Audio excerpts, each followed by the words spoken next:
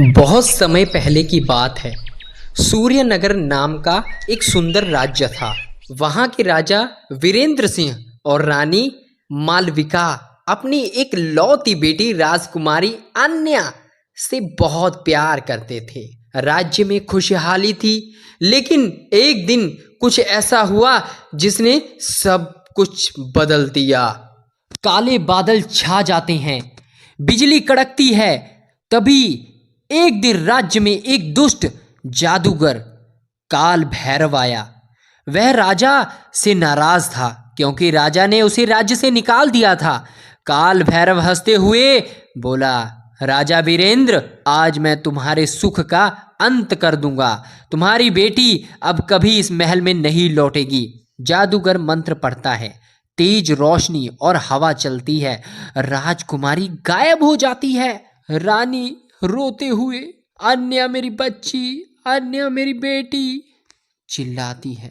राजकुमारी गायब हो गई और पूरे राज्य में शोक छा गया। राजकुमारी अन्या अब एक दूर जंगल में थी। उसे कुछ भी याद नहीं था, ना उसका नाम, ना उसका महल। बूढ़ी औरत तभी उसे मिलती है, बोलती है, बेटी, भगवान ने तुझे मेरे पास भेजा है। अब तू मेरी लाली है। राजकुमारी भोलेपन से, माँ, मेरा नाम क्या है? तभी बूढ़ी औरत बोलती है, अब तेरा नाम लाली है, तू अब मेरी बेटी है। धीरे धीरे राजकुमारी बड़ी होती है, पर उसे हमेशा सपनों में एक महल और एक मुकुट दिखाई देता है। तभी एक दिन लाली जंगल में लकड़ियां काटने जाती है। लाली को जंगल में एक चमकता हुआ पक्षी मिलता है। वह बोलने वाला जादुई पक्षी था। पक्षी वही, राजकुमारी अन्या, तुम्हारा भाग्य तुम्हें बुला रहा है। तुम्हारा राज्य संकट में है, वापस चलो।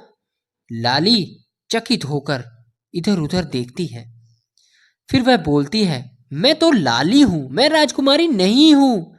तभी पक्षी, वह जादुई पक्षी, बोलता है, तुम्हें सच्चाई जाननी होगी। इस जंगल के पार एक नीला सरोवर है।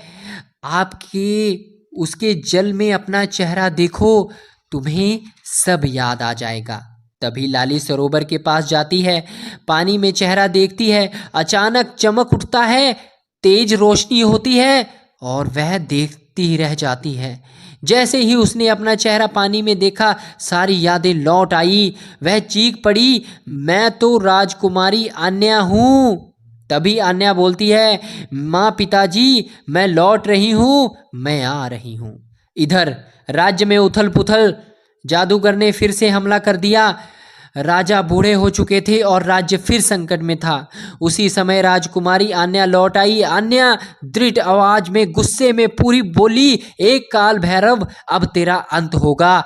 इधर काल भैरव भी क्रोध में था, तू तो एक लड़की है, मुझसे क्या लड़ेगी? अन्या अपने हार से एक जादुई ताबीज निकालती है जो उसे बचपन में दिया गया था।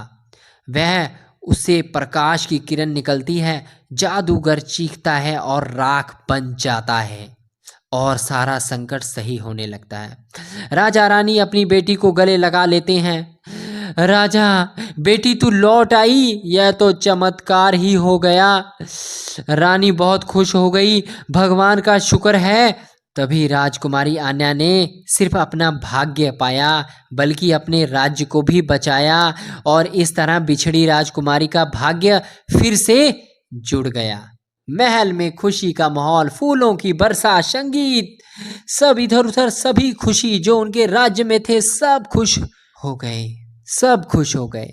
तो दोस्तों, आखिरी में बस यही संदेश देना चाहूँगा, कभी कभी जीवन हमें दूर ले जाता है, पर सच्चा भाग्य हमें फिर से वहीं लौटा देता है जहां हम रहते थे। कहते हैं, हिम्मत रखो, और दोस्तों, साहस और सच्चाई ही असली जादू है। तो दोस्तों, आज की कहानी कैसी लगी तो जल्दी से अपना नाम कमेंट में ज़रूर लिख दिया करो। और दोस्तों, फिर मिलते हैं हम कल एक नई कहानी के साथ। तब तक के लिए दोस्तों, नमस्कार।